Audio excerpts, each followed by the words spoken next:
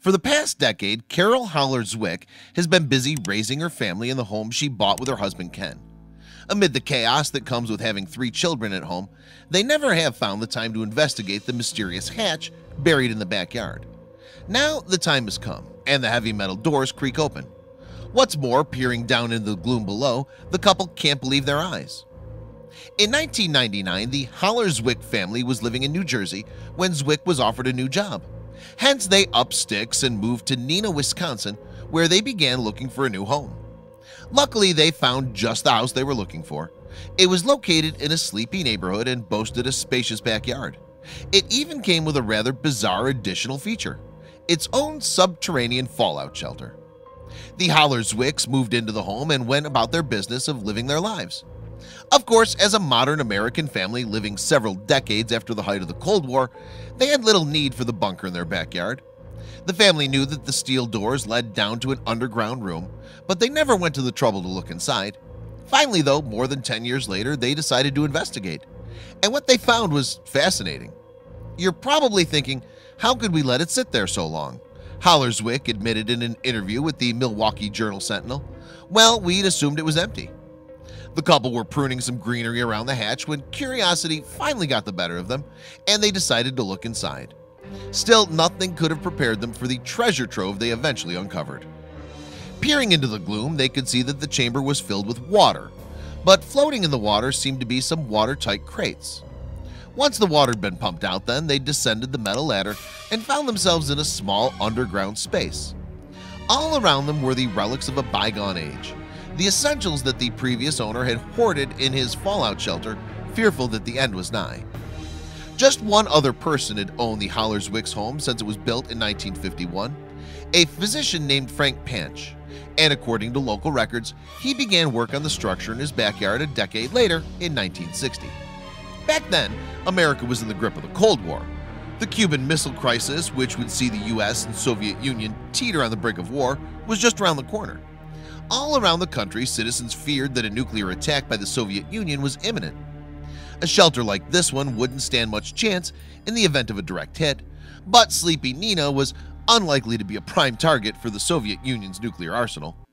That said, according to historian Stephen Kircher from the University of Wisconsin-Oshkosh, residents imagined that they could survive the fallout of an attack on nearby cities such as Chicago or Minneapolis by hiding out underground here for a few weeks. Panch was obviously an on-the-ball kind of guy. A full year before President Kennedy would spark a shelter-building craze with a 1961 address encouraging the public to prepare for the worst, the homeowner had built his own personal place to wait out nuclear Armageddon.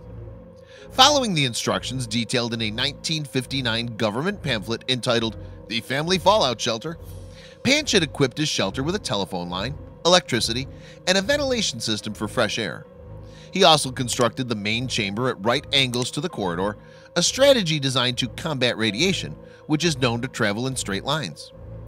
Inside, the shelter was kitted out with everything Panch thought he would need to survive underground. There were bunk beds for sleeping, a lantern, a folding toilet, and enough food and supplies to last for a fortnight. It was this survival kit that the Howler Zwicks stumbled upon when they rediscovered Panch's shelter, 50 years after he had stocked it in preparation for a nuclear apocalypse. Safely packed in airtight boxes, the items were well preserved and provide a fascinating insight into the everyday life of times gone by. It was like stepping into a grocery store stuck in a time warp. There were old-style boxes of Kellogg's cornflakes, tins of flavor-kissed saltines, and packets of chocolate chip cookies. Meanwhile, a box that they thought might contain ammunition and called in the ATF to examine turned out to be full of Hawaiian punch. There were other supplies in the shelter too, all designed to help Panch survive in a post-apocalyptic world. They found a Geiger counter for measuring levels of radiation, for example, and a stock of hunting equipment and first aid supplies. The Howler Zwicks were fascinated by their find. It's interesting that you can open up something and find 1960 inside of it, Howler Zwick said in an interview with the Appleton Post-Crescent. The family decided to donate the shelter's contents to the Neenah Historical Society. In May of 2013, the artifacts went on display as an important part of an exhibit centered on the typical 1960s Neenah home.